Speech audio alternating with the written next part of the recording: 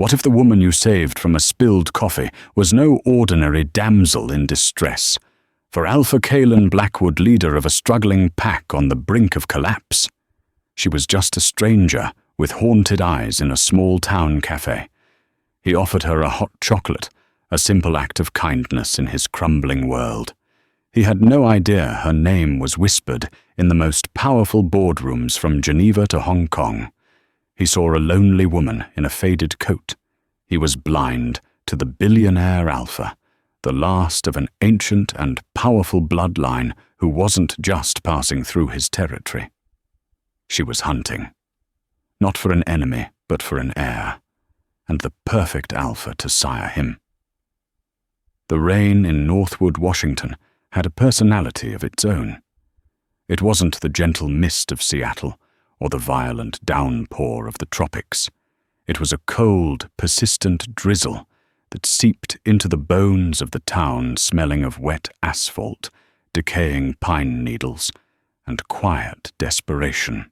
For Alpha Kyle Blackwood, it smelled like failure. He sat hunched over a chipped ceramic mug in The Daily Grind, the town's only coffee shop that hadn't been boarded up. The lukewarm coffee was bitter, a perfect match for the taste in his mouth. Outside, the rain traced sorrowful paths down the large window, blurring the view of his failing timber mill. The Blackwood pack had held this territory for 5 generations, their strength tied to the forest. But the mill was deep in debt, the contracts had dried up, and a rival pack, the Silver Claws, were circling like vultures sensing weakness. The weight of his alpha title felt less like a mantle of honor and more like a lead cloak threatening to drown him. He was so lost in his bleak thoughts that he barely registered the commotion near the counter. A tourist, loud and clad in offensively bright Gore-Tex, had gesticulated too wildly while telling a story and knocked a full latte out of a woman's hands. The cup clattered to the floor, splashing brown liquid across the worn linoleum and up the leg of her simple jeans. "Oh, watch it," the tourist grumbled, as if he were the victim. Kyle's protective instincts, honed by years as an alpha, flared to life. He was on his feet before he'd made a conscious decision, his chair scraping harshly against the floor. He fixed the tourist with a low, quiet glare that needed no words. The man's bluster evaporated. He mumbled an apology and scurried away. Kyle then turned his attention to the woman, and everything inside him went still. She wasn't conventionally beautiful in the way of magazines or movies. Her face was a collection of sharp angles and pale skin dominated by eyes the color of a stormy sea. Her dark, almost black hair was pulled back in a simple functional braid. She wore a faded olive-green coat jeans and sturdy hiking boots, practical, forgettable clothes. But his senses, far sharper than any human's, told a different story.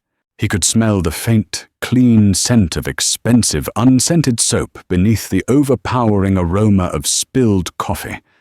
He saw the way she held herself with a stillness and economy of motion that spoke of immense, coiled power. And then there was her scent.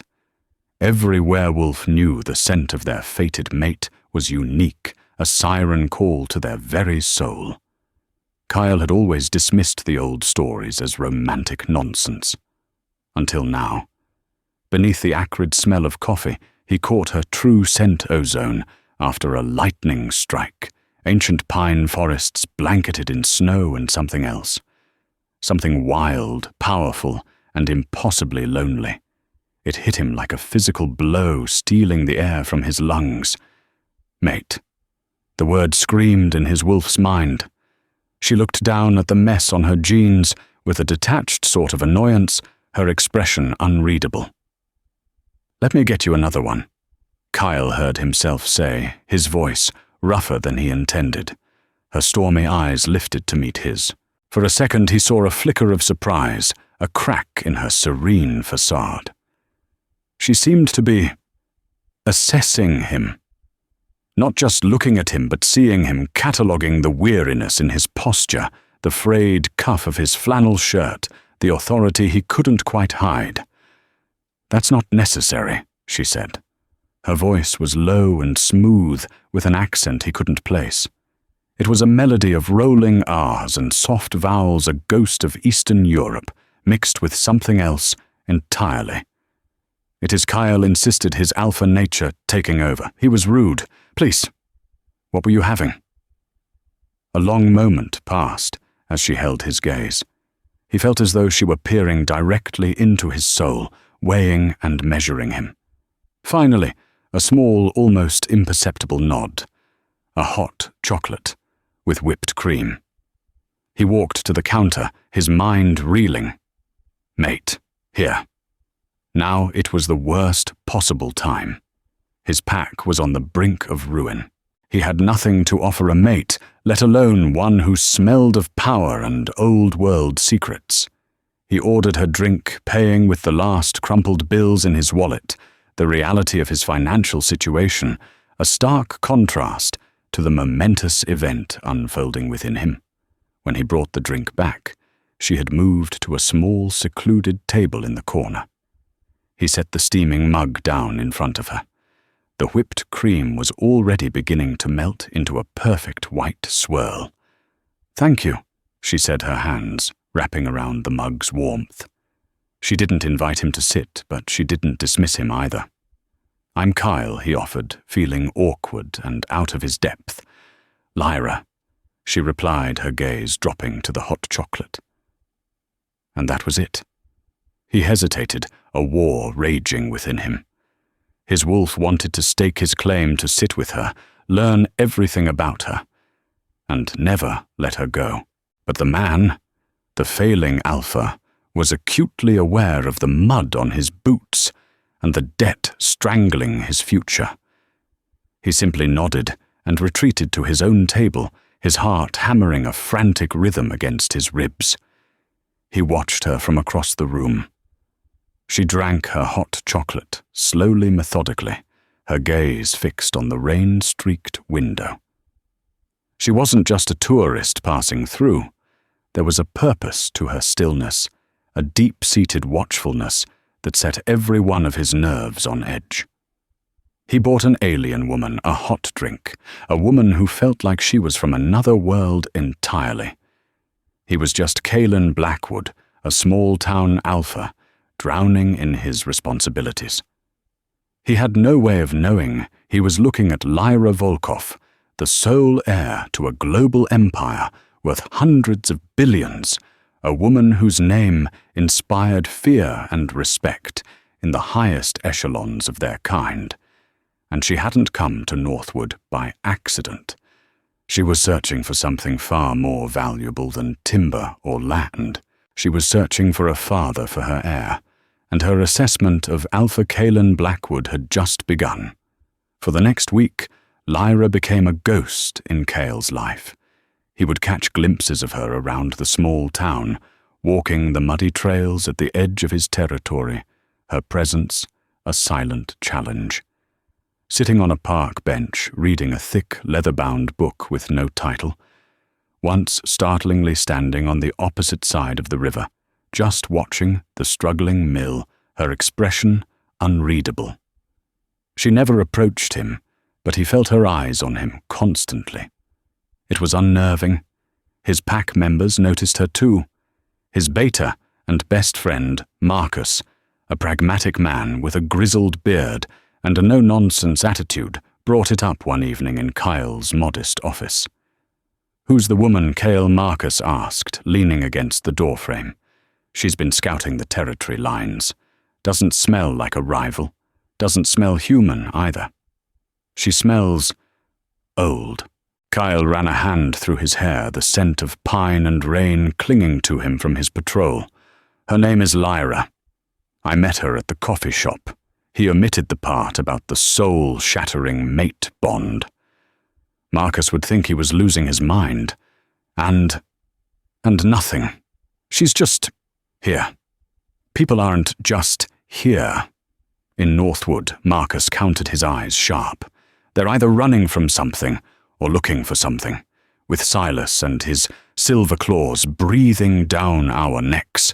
A powerful unknown is a threat until proven otherwise. Kyle couldn't argue with the logic. Every instinct he had as an alpha screamed that Lyra was powerful, but every instinct his wolf had screamed that she was his. The conflict was tearing him apart. He finally cornered her 2 days later. He'd scented her near a ridge overlooking the valley, a spot sacred to his pack. He found her sitting on a fallen log, sketching in a charcoal pad. As he approached, she didn't look up yet. He knew she was aware of his every footstep. "This is private land," he said, his voice firm, but not threatening. She finished a final deft stroke before closing the sketchbook. "Your scent marks the borders clearly, Alpha Blackwood. I have not crossed them." The formal use of his title sent a jolt through him. She knew what he was. "How I know many things," she said, simply finally meeting his gaze. Her stormy eyes seemed to see right through his alpha facade to the worried man beneath. "I know your mill is operating at a 40% loss. I know the First National Bank of Oregon holds your debt, and that a shell corporation named Silver Claw Enterprises has made 3 attempts to buy it from them. I know your pack numbers 37 down from 50 a decade ago." Kyle felt the blood drain from his face. She spoke of his deepest fears and failures with the casual air of someone reciting the weather forecast. This wasn't just a random she-wolf. This was something else entirely. "Who are you?" he demanded, his voice a low growl. The air crackled with his barely restrained power. She remained perfectly calm, utterly unintimidated. "I told you. I am Lyra." She stood her slender frame, belying the immense authority that radiated from her. "You lead with your heart, Kaelin Blackwood. You carry the burden of your people as if it were your own flesh. A noble trait, a dangerous one." Before he could respond, she asked a question that blindsided him. "Tell me, what is the purpose of a legacy?" He blinked, taken aback. "A legacy, it's what you leave behind. For your children, for your pack. Is it?" She mused, her gaze distant. "Or is it a cage, a set of expectations forged by the dead that shackles the living? Is it honor, or is it merely the weight of history?" Her words were strange, philosophical, but they hit a nerve. He felt the weight of his father's legacy, his grandfather's, every day. He was failing to live up to it. "It's a responsibility," he said, his jaw tight. "I agree," she said, and for the first time he saw a flicker of something raw and vulnerable in her eyes, a deep, ancient sadness. "It is the heaviest responsibility of all." She turned and began to walk away. His wolf screamed at him, not to let her go. "Wait," he called out. "Why are you here, Lyra?" She paused, her back to him. "Perhaps I am simply a woman who enjoys the rain." She disappeared into the dense forest, leaving Kyle with more questions than answers. He felt like a pawn in a game. He didn't understand the rules of which were known only to the enigmatic woman who haunted his territory and his thoughts. That evening, a sleek black envelope was slipped under the door of his office at the mill. There was no stamp, no address. Inside was a single sheet of heavy cream-colored cardstock. It was an offer printed in crisp, formal type. A company he'd never heard of, Volkov Global Assets, was offering to buy out the mill's entire debt from the bank. Not only that, they were offering a further $10 million cash injection for modernization and operations. The terms were ridiculously generous, almost a gift. There was no listed interest rate, only a clause stating that a board seat was to be provided to a Volkov representative. Kyle stared at the paper, his heart pounding. Volkov. It felt familiar. He remembered the unplaceable accent, the ghost of Eastern Europe in Lyra's voice. A quick search on his aging office computer yielded almost nothing. Volkov Global Assets was a ghost, A private equity firm with a registered address in Geneva, Switzerland, but no public profile, no website, no news articles.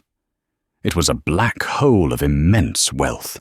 He knew with a certainty that chilled him to the bone that this was her doing.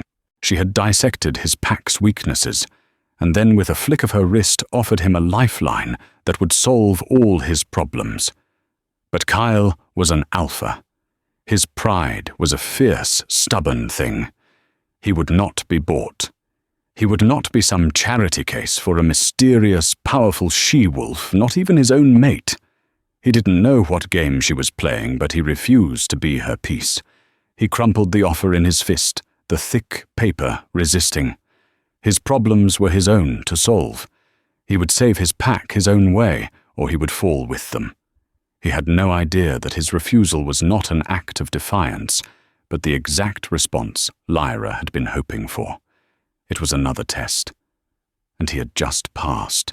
Pride, Kyle soon learned, didn't pay the bills.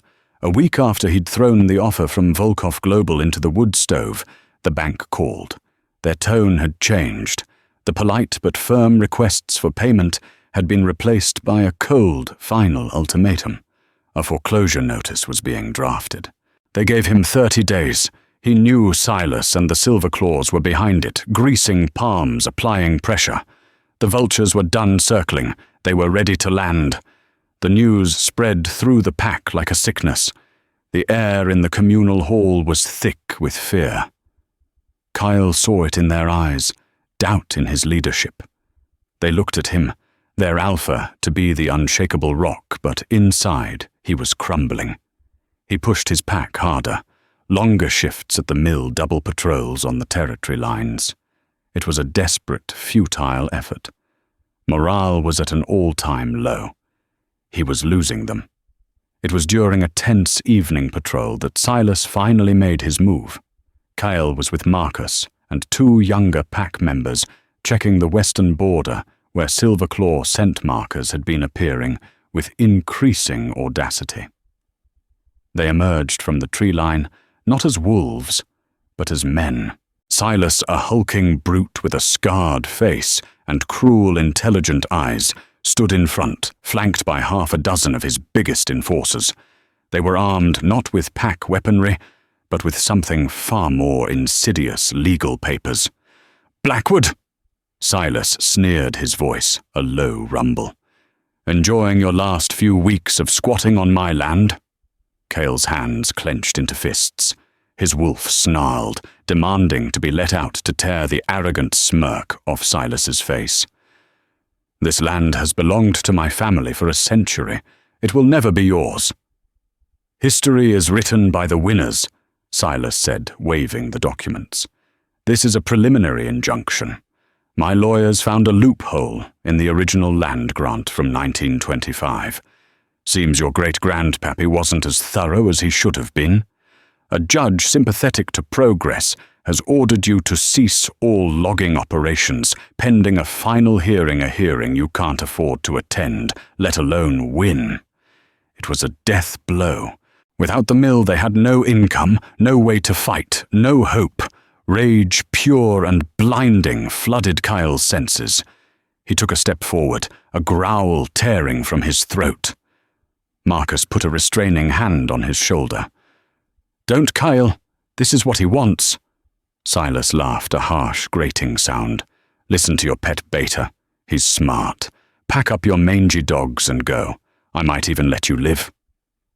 It was then that a calm female voice cut through the tense standoff. "That will not be necessary." All heads turned. Lyra stepped out from the shadows of the ancient cedars. She was dressed as plainly as ever, but she moved with the lethal grace of a stalking predator.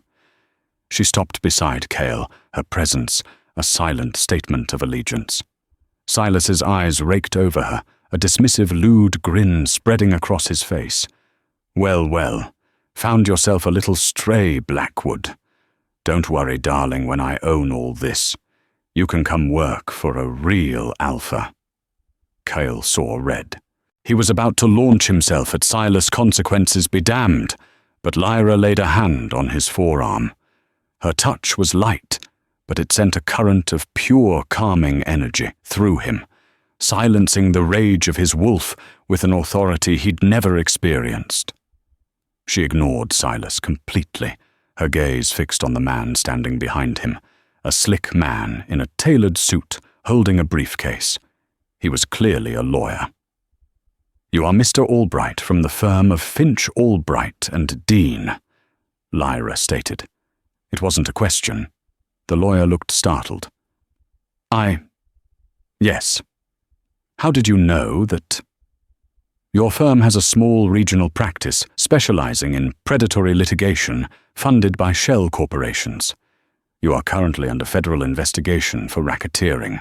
Lyra continued, her voice level and cold as ice. A sealed indictment was handed down this morning by a grand jury in Seattle. I imagine the agents from the Department of Justice are on their way to your office right now. Albright's face went white. He began to stammer, looking at Silas in panic. Lyra then turned her attention to Silas, and for the first time, Cale felt the full, terrifying pressure of her aura. The air grew cold. The forest went silent. This wasn't the power of a simple alpha. This was something ancient and absolute. "You are Silas Kane," she said, her voice dropping to a near whisper that was somehow more menacing than a shout. "Your Silverclaw pack is a front. Your real income is from smuggling and extortion. You use Silverclaw Enterprises to launder your money. The corporation, however, is majority owned by a holding company based in the Cayman Islands, which is in turn a subsidiary of a larger entity." She paused, letting the words hang in the air. "An entity which I own." Silas's sneer faltered. Confusion and then dawning horror spread across his face. "Everything you think you own," Lyra continued, her eyes like chips of flint. "Your trucks, your businesses, the very roof over your pack house. You have been paying rent to me for the last 5 years. You have been a useful if brutish asset manager. But you have outlived your usefulness." She pulled a slim silver phone from her pocket, the brand an unfamiliar, minimalist design. She tapped the screen once. "Your lines of credit have been frozen. Your bank accounts have been seized. The deed to this territory has a covenant which your sympathetic judge conveniently overlooked, a covenant held by my family for the last 150 years, predating the United States' own claim to the land.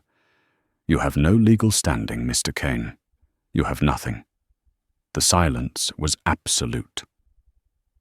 Silas and his men stared at her, their minds unable to process the sheer scale of what she was saying. She had just dismantled a man's entire life in less than a minute, with a few quiet words and the tap of a screen.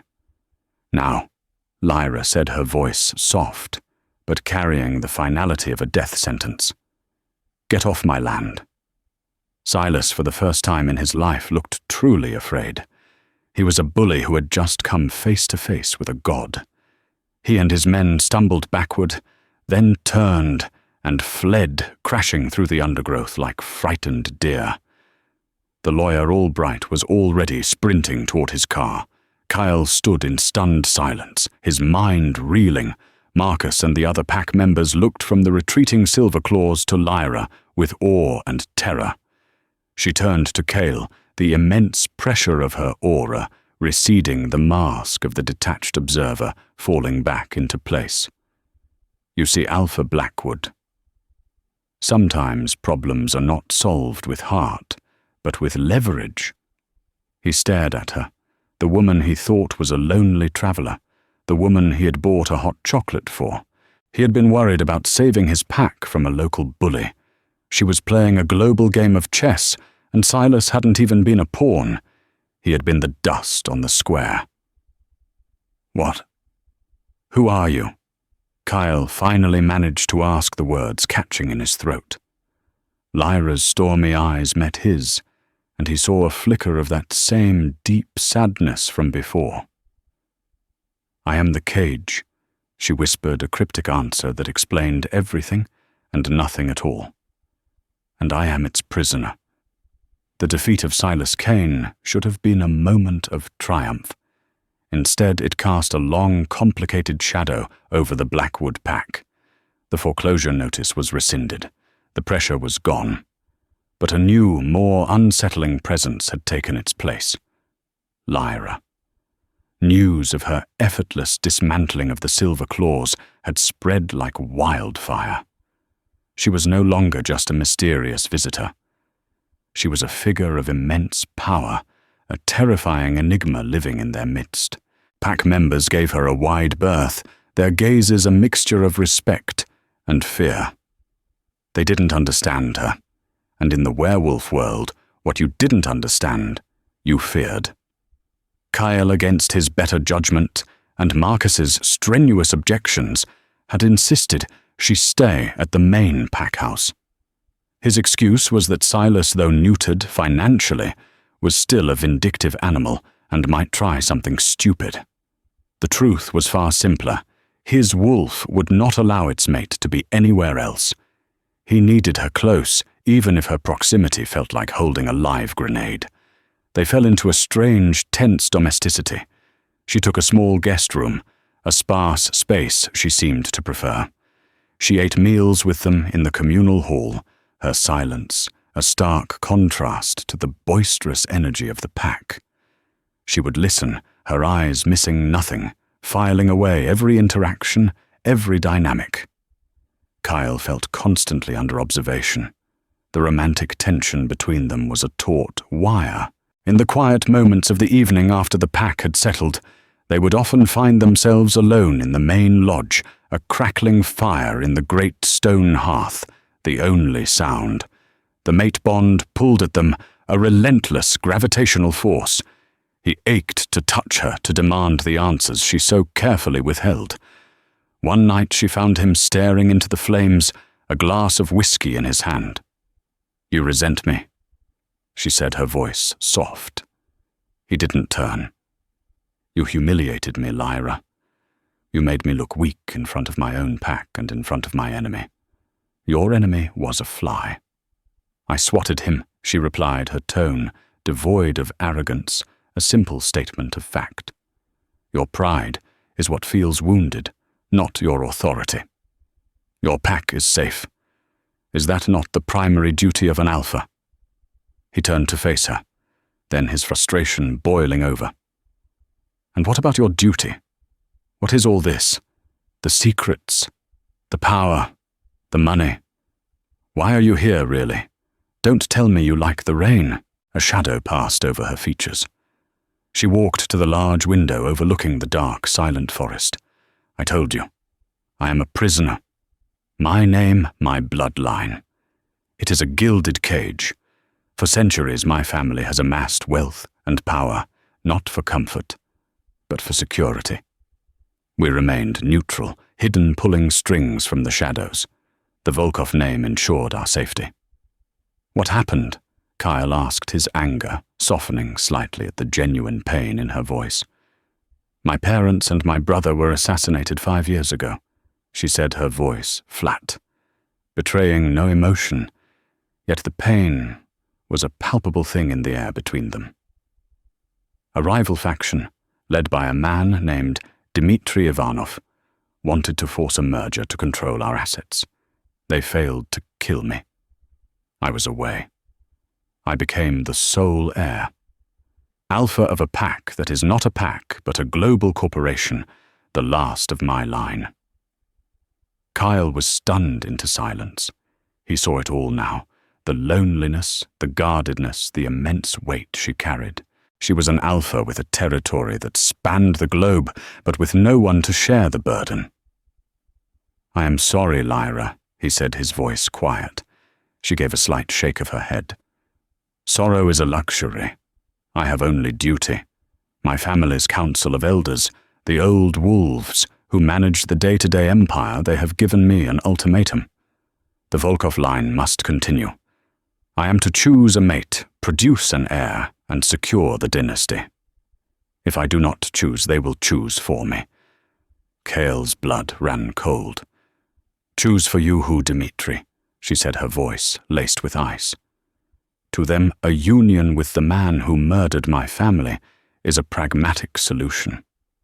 It would end the blood feud and consolidate power. They see it as a simple merger and acquisition." The pieces clicked into place, forming a horrifying picture. Her journey to his backwater town, her tests, her observation. It wasn't random. "You're not just looking for a mate," he said, his voice barely a whisper. You're searching for a stud. A sire." The ugly words hung in the air between them. He felt a profound sense of betrayal. Was that all he was to her, a candidate A, means to an end? The mate bond felt like a cruel joke, a biological imperative she was exploiting for a business transaction. Before she could answer, a low, rhythmic thumping sound began to build in the distance. It grew louder, a mechanical heartbeat in the night. Kyle rushed to the window, Lyra beside him. Descending from the clouds, its navigation lights cutting through the darkness, was a sleek, matte black helicopter. It was a state-of-the-art Augusta Westland AW1099, a machine that cost more than Kyle's entire town. It landed with practiced ease in the large clearing beyond the packhouse. The side door slid open, and two figures emerged. They were tall men, dressed in immaculate, custom-tailored Xenia suits, their movements precise and disciplined. They were werewolves. Kyle could scent them even from here, but they carried themselves like Secret Service agents. They scanned the area with unnerving efficiency before one of them spoke into a wrist communicator. They approached the packhouse, and Kyle instinctively moved to stand in front of Lyra. The men stopped a respectful distance away. The lead man, his hair silver at the temples, bowed his head slightly. "Alpha Volkov," he said, his voice crisp and formal.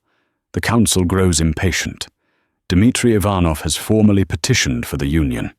They have sent us to escort you back to Geneva." Lyra stepped forward, her regal authority returning in an instant.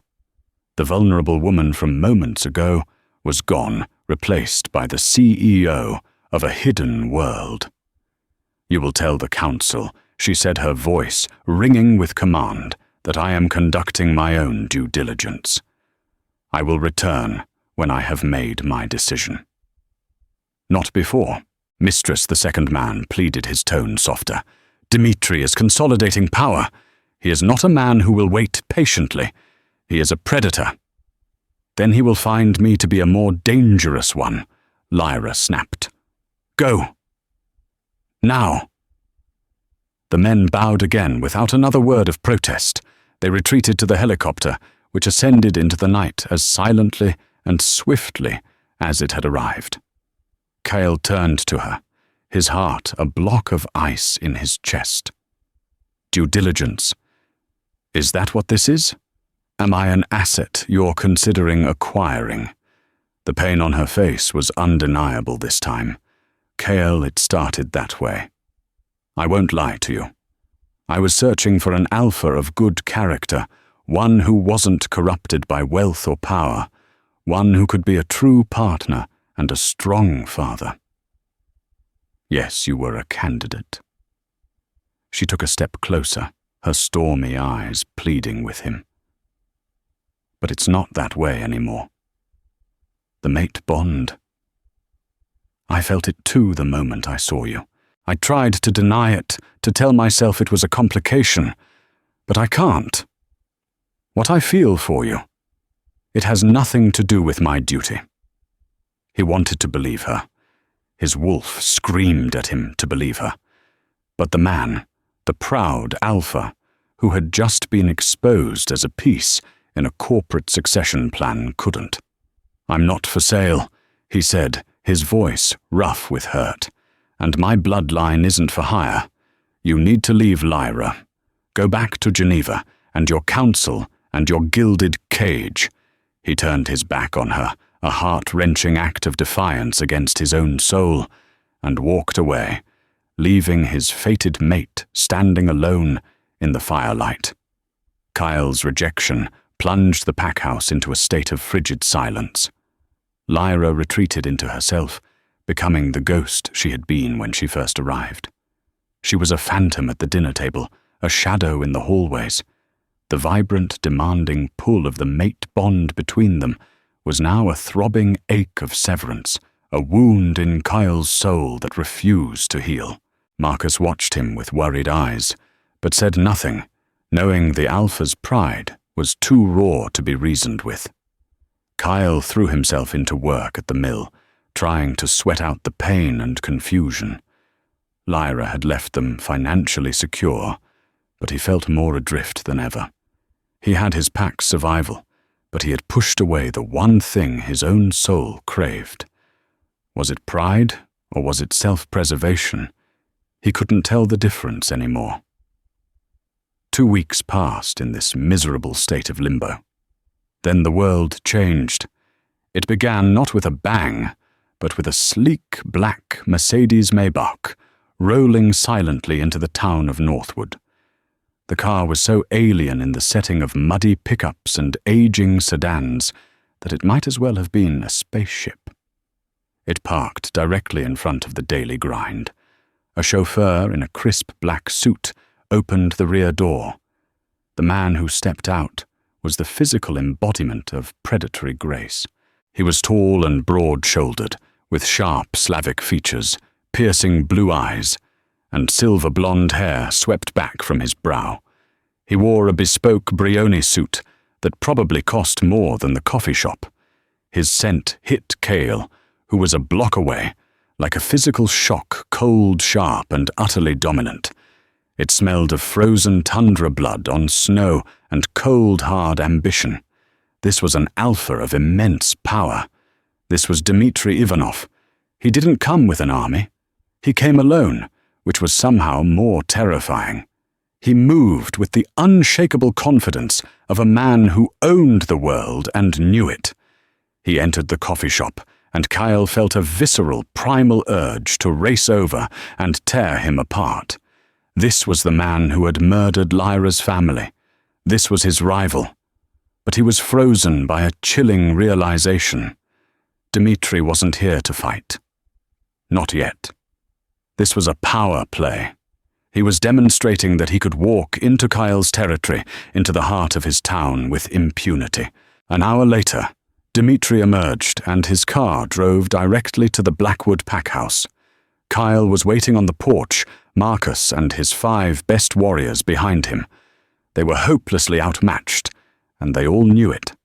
Dmitry's power radiated from him in palpable waves, pressing down on them, demanding submission. Dmitry stopped at the bottom of the steps, his cold blue eyes scanning Kyle with dismissive amusement. "So you are the rustic distraction?" he said, his English perfect cultured. "Alpha Kalen Blackwood. I have read your file. A failing business, a dwindling pack. I must confess I do not see the appeal. Get off my land." Kyle growled the full force of his own alpha power, rising to meet the challenge, even if it felt like a candle against a hurricane. Dmitry smiled a chilling, humorless expression. "But is it your land? Lyra's family covenant is quite clear. And soon she will be my wife, making all of this mine. I am simply surveying my future assets." Just then the packhouse door opened. Lyra stood there, her face a mask of pale fury. Seeing her and Dmitry in the same space sent a spear of protective rage through Cale. "Dmitry," she said, her voice dripping with venom. "You were not invited." "My love," he replied with faux warmth, spreading his hands. "Must I be? I have come to take you home. The council has approved our union. It is time to end this foolish game. Come, we will be married in Geneva, and together we will build an empire the world has never seen. I would rather burn in the pits of hell than join my hand with the man who butchered my family." Lyra spat. Dmitry's charming facade cracked, revealing the monster beneath. "Your family was weak. They clung to archaic notions of neutrality and secrecy, while the world changed. They stood in the way of progress. Our kind should rule Lyra, not hide in the shadows. With my vision and your resources, we can bring this world to its knees. He took a step up, his eyes locking onto hers. You have no choice. You will mate with me. You will give me an heir who will inherit it all. Or, he let his gaze drift deliberately over Kyle and the others. This quaint little pack of lumberjacks will pay the price for your defiance. I will salt the earth of this valley, so that not even a weed will grow here for 1,000 years. I will make their deaths an example. This was it. The final move in her terrifying game of chess. Kyle realized his pack hadn't just been a pawn. They were the hostage. Dmitri wasn't just threatening a hostile takeover. He was promising a massacre. In that moment, all of Kyle's wounded pride, his resentment, his confusion burned away, leaving behind only the pure instinctual core of what it meant to be an alpha to protect his pack, to protect his mate. He stepped forward, placing himself between Lyra and Dmitri. He was smaller, less polished, his power dwarfed by the other alphas, but his resolve was absolute. You will not touch her, Kyle snarled, and you will not threaten my pack. This is my territory. You have no power here. Dmitri let out a short, sharp laugh. You poor noble fool. You have no idea what real power is. He looked at Lyra one last time. I will give you 24 hours to come to your senses. Be at the local airfield by noon tomorrow. If you are not there, I will return, and I will unmake everything you have touched here. He turned with a swirl of his expensive coat, got back into his Maybach, and was driven away, leaving an oppressive silence in his wake. Lyra looked at Kyle, her stormy eyes filled with a mixture of terror and a fragile, burgeoning hope. Kyle, you can't fight him. He is not Silas. He commands legions. His personal guard consists of the most ruthless mercenaries in the world. He will destroy you. No, Kyle said, turning to face her fully. He reached out and cupped her cheek, his calloused thumb, stroking her soft skin. The mate bond flared between them, no longer a source of conflict, but a beacon of strength. He will not destroy us. He finally understood. Lyra hadn't been testing his suitability as a sire. She had been searching for something far rarer, an ally. Someone who would stand by her not for her money or power, but for who she was. Someone who would fight a hopeless battle for her. He made one mistake. Kyle said, his voice low and certain. He threatened my family. He threatened my mate. And on this land under my authority, no one does that. And lives. It was a declaration of war. A tiny struggling pack against a global titan. It was suicide.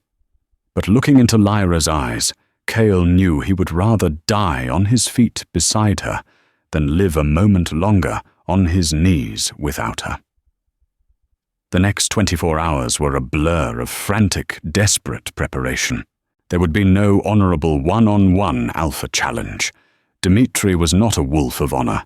He was a corporate raider in an alpha's body, and he would come with overwhelming force to liquidate his opposition. Lyra was transformed. The quiet observer was gone, replaced by a brilliant, ruthless military commander. Using her satellite phone, she was a whirlwind of activity, speaking in rapid-fire Russian, German, and English. She was moving assets, calling in favors, and tracking Dmitri's movements. He won't come with a large force, initially, she explained, pacing in Kyle's office, a map of the territory spread on the table. That would attract human attention. He'll bring his elite guard, 12, maybe 15 of his best. They are ex-Spetsnaz, all of them werewolves. They are trained in infiltration and extermination. They will strike fast and hard, aiming to decapitate the pack by killing you and capturing me. My pack are fighters, Kyle stated, pointing to key positions on the map. We know this land, every tree, every rock. This is our home ground. We'll set traps, ambushes. It won't be enough, Lyra said, her face grim. They have military-grade equipment, night vision thermal imaging communications jammers. They will cut us off and pick us apart. A sense of hopelessness began to creep into the room, thick and cloying. Marcus looked at Cale, his expression stoic, but his eyes betraying his fear for their people. Then Lyra's phone buzzed. She listened intently, her eyes widening slightly. "Change of plans," she said, a feral smile touching her lips for the first time. "He's not waiting until noon. He's coming tonight." An anonymous tip was given to the FAA about a non-scheduled international flight plan for his jet. He's been grounded, he's angry, and he's coming by ground convoy. He's impatient. We can use that. The plan they devised was audacious and deadly. It wasn't about winning a pitched battle. It was about survival and leveraging their single advantage, the terrain. They would turn the entire Blackwood forest into a weapon. As twilight bled across the sky, painting the clouds in shades of bruised purple and orange, the Blackwood pack melted into the forest. They were not soldiers, but they were wolves. They moved with a silence and intimacy with the wilderness that no human-trained mercenary could ever truly match. The attack came just after midnight. A convoy of 3 black-armored Land Rover Defenders, their headlights cutting through the darkness, rolled down the old logging road that led to the pack house. They stopped a mile out. Doors opened, and 15 figures clad in black tactical gear and armed with suppressed rifles disembarked. Through a pair of Lyra's high-powered binoculars, Cale could see Dimitri directing them, his silver-blonde hair like a beacon in the moonlight. The first trap was sprung half a mile in. A deep pit, camouflaged with leaves and branches, swallowed the Leadfire team whole. Before the others could react, arrows whistled from the darkness, not aimed to kill, but to disable, to sow chaos. These were Kyle's hunters, masters of the silent strike. Dimitri's forces were professionals. They reacted instantly, forming a defensive perimeter and laying down covering fire. But they were firing at shadows. The Blackwood pack struck and faded back into the trees, their howls echoing from all directions, making their small number sound like a legion. The battle became a desperate running fight through the forest. Kyle, in his powerful dark-furred wolf form, led the charge. He was a blur of speed and strength, a whirlwind of claws and teeth.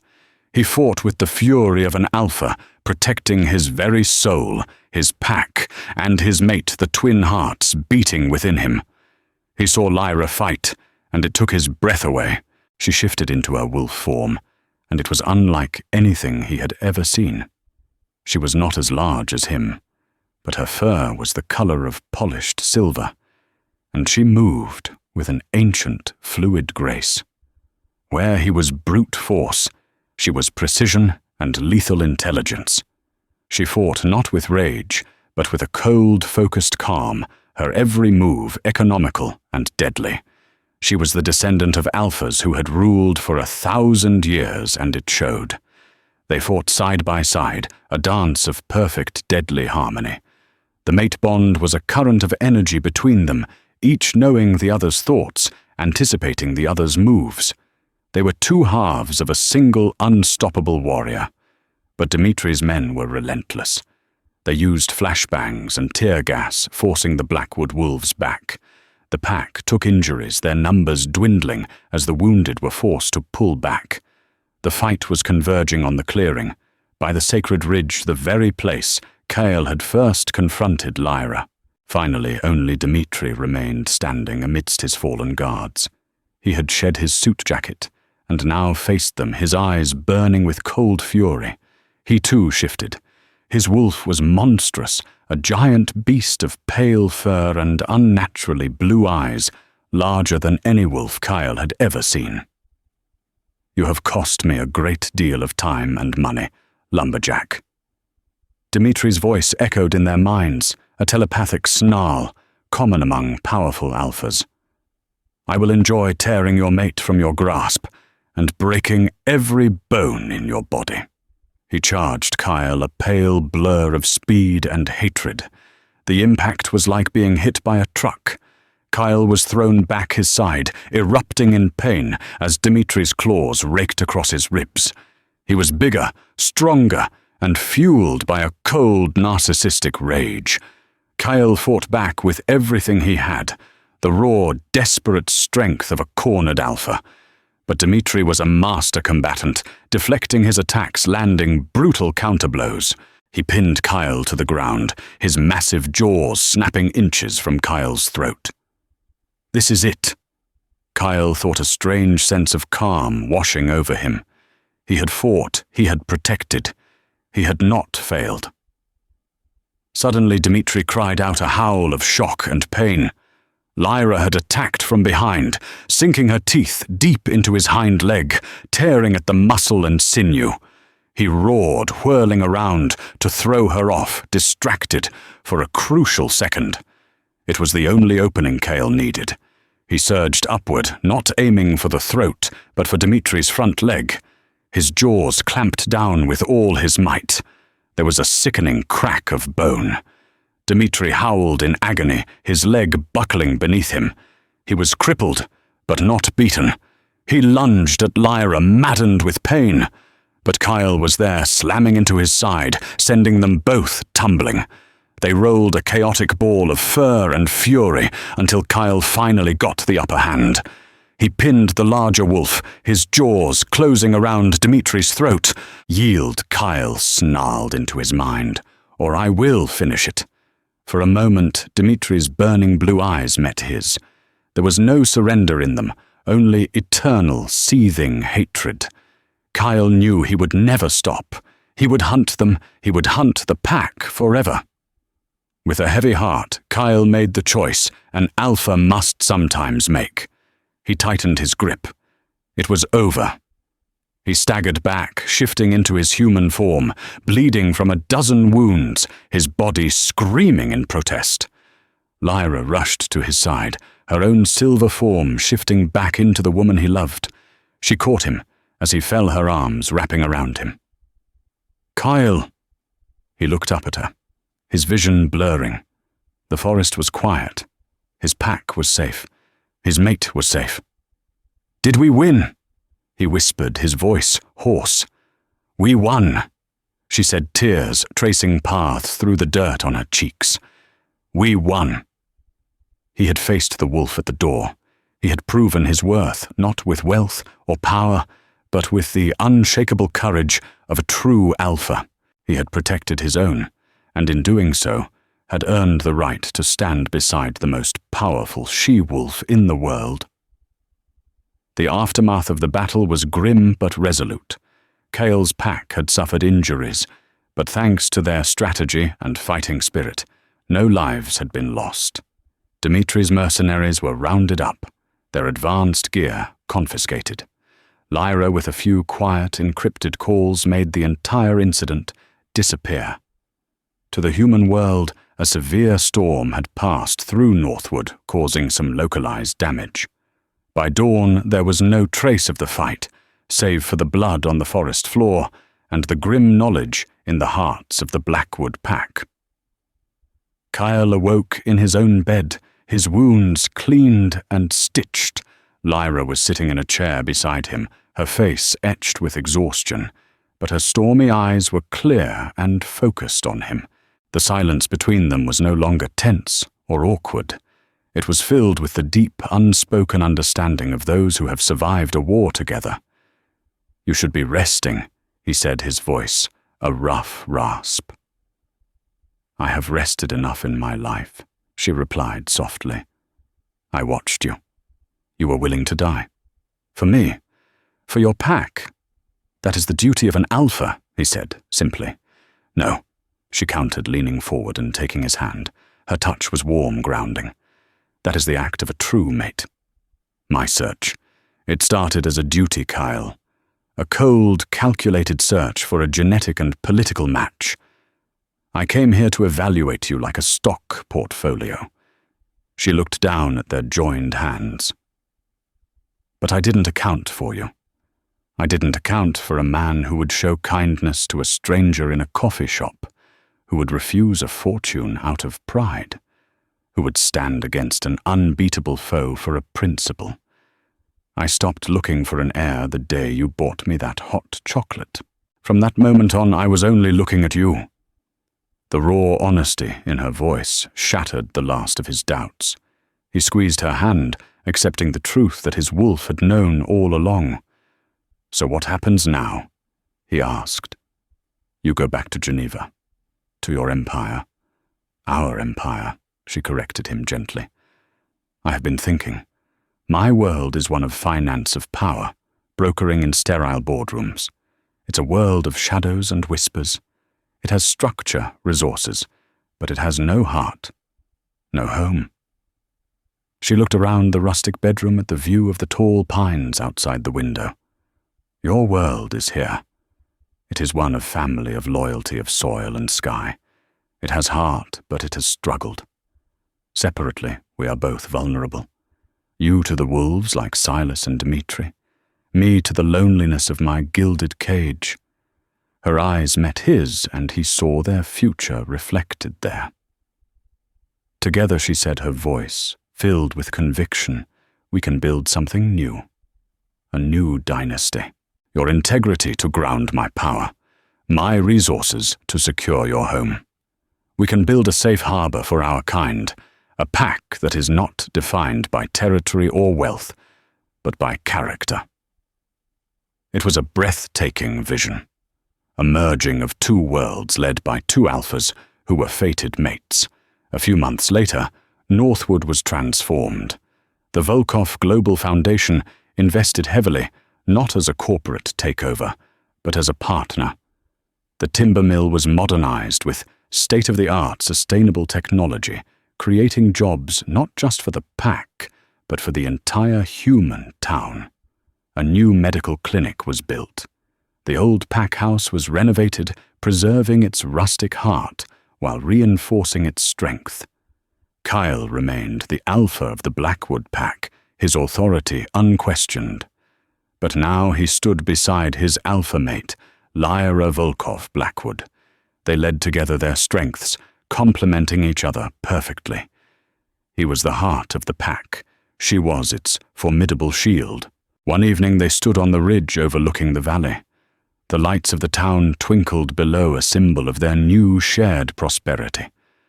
Lyra leaned her head on Kyle's shoulder, her hand resting protectively over her still flat stomach. "The council will be pleased," she murmured. "The Volkov line is secure." Kyle wrapped his arm around her, pulling her close. The question of an heir was no longer a cold dynastic requirement. It was not a business transaction. It was a promise, the culmination of their love, a symbol of their united future. He looked out at the vast forest, his territory, their territory. The scent of rain and pine filled the air, but now it was mingled with a new scent, the scent of hope. He was no longer the failing alpha of a struggling pack. He was the mate to a queen, the co-founder of a new dynasty, and soon he would be a father. And it all started with a simple act of kindness, a hot drink for a woman who was from another world, who had crossed the galaxy of her loneliness to find him. And so Kale and Lyra's journey truly begins.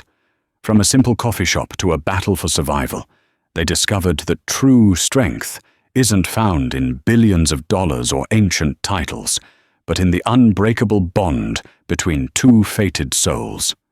They proved that a heart full of integrity is worth more than a vault full of gold, and that the greatest legacy isn't one you inherit, but one you build together side by side. Their story is a reminder that sometimes the most extraordinary destiny can be sparked by the most ordinary act of kindness. What did you think of Kyle's decision to stand against Dmitri? Were you shocked by the true scale of Lyra's power? Let me know your favorite part in the comments below. If you enjoyed this journey of love, loyalty, and intrigue, please show your support by hitting that like button, sharing this video with a friend who loves a good werewolf romance, and most importantly, subscribing to the channel so you don't miss our next story. Thank you for listening.